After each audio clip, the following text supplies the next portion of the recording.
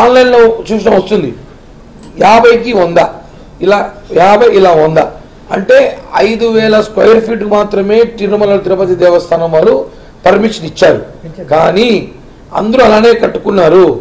G+3 permission ఇచ్చారు. ఒక 15 మీటర్ల హైట్ ఉండొచ్చు పర్మిషన్ ఇచ్చారు. ఓకే, ఇంతటితో బాగుంది సార్. ఇది ఎపిసోడ్ 1.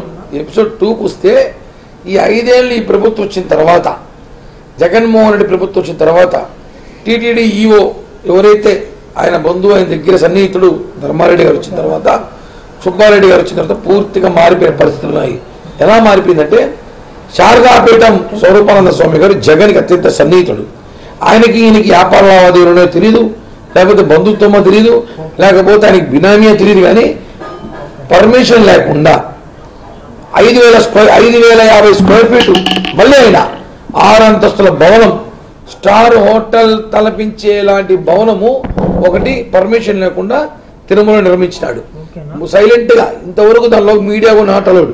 అలాంటి భవనం నిర్మిస్తే కింద అండర్ గ్రౌండ్ ఒక భవనం, పైన 6 అంతస్తులు, వెనుక వాగునీరు కొట్టుకోబోయే, వర్షం వస్తే తిరుమలలో వాగునీరు కొట్టుకోబోయేది ఒక పెద్ద చెరువు ఉండేది. ఆ చెరువును కబ్జా చేసి ఆ చెరువును మూసేసి దాని వెనకాల రోడ్ వేశారు.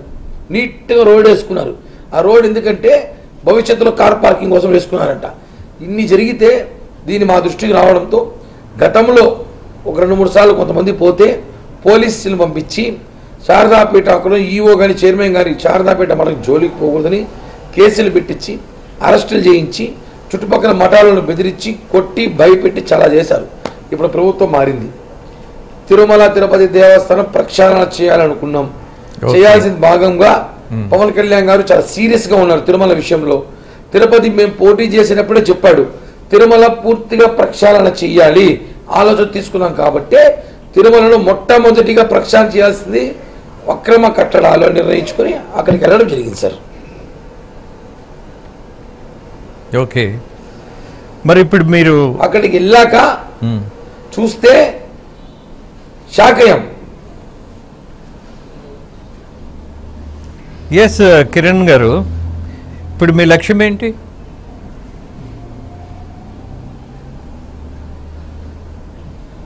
సార్ ఒకటే సార్, దీన్ని మీడియా ద్వారా, సోషల్ మీడియా ద్వారా అక్రమ కట్టడాలు ఇది కూల్చివేయాలి. కూల్చివేస్తేనే రేపు భవిష్యత్తులో ఇంకొకరు ఏ స్వామీజీ కూడా వాళ్ళ రికమెండేషన్లో వాళ్ళ ప్రభుత్వము లేకపోతే ఎమ్మెల్యేలు ఎంపీలు పెట్టుకొని తిరుమల గెస్ట్ హౌస్లు విపరీతంగా కట్టడం మానేస్తే తిరుమల పవిత్రత కాపాడుకో. తిరుమల చాలా ప్రశాంతమైన వాతావరణం ఉంటుంది సార్ సాయంత్రం. అలాంటిది ఈ బిల్డింగ్లు కట్టేసి తిరుమలలో అక్రమ కట్టడాలు కట్టేసి పొల్యూషన్ ఎక్కువైపోయి అక్రమలో కార్యకలాపాలు, అసాంఘిక కార్యకలాపాలు జరిగే అవకాశం చాలా ఉంది. వీళ్ళు మఠాలు కట్టుకుంటే పర్లేదు, ఆ మఠాలని పెళ్లిళ్ళకని వేరే వేరే కార్యక్రమాలకని లక్షలు దోచుకొని సిండికేట్ అయ్యి మొత్తం మఠాలు వాళ్ళ హ్యాండ్ ఓవర్లో పెట్టుకొని చాలా పెద్ద గేమ్ చేస్తున్నారు. ఇది ఒక సిండికేట్ మాఫియా. మఠాల పేరుతో దొంగల ముఠా చేరిపోయి తిరుమలలో భక్తుల దగ్గర నిట్టలు దోచేస్తున్నారు. ఒక పెళ్లి చేయాలంటే 5 స్టార్ హోటల్ ఎంత అవుతుందో తిరుమల మఠాలు అంత అవుతుంది. అంతటి దిగజారిపోయారంటే మొత్తం కమిటీ చేసుకున్నారు, సిండికేట్ అయ్యారు.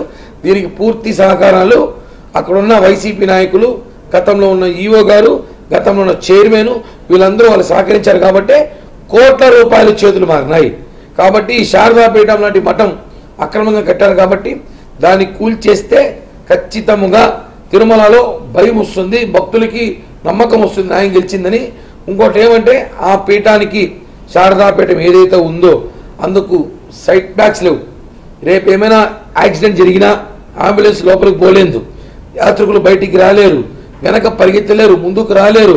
చాలా డేంజర్ జోన్లో ఉంది.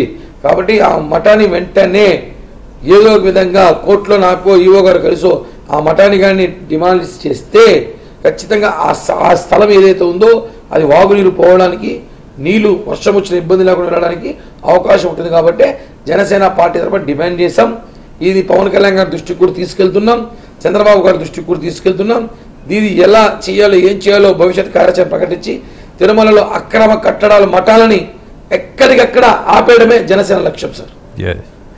మంచిదే, బట్ సేఫ్టీ మెజర్మెంట్స్ కూడా డీవియేట్ అయ్యారన్న సమాచారం ఉందా మీకు?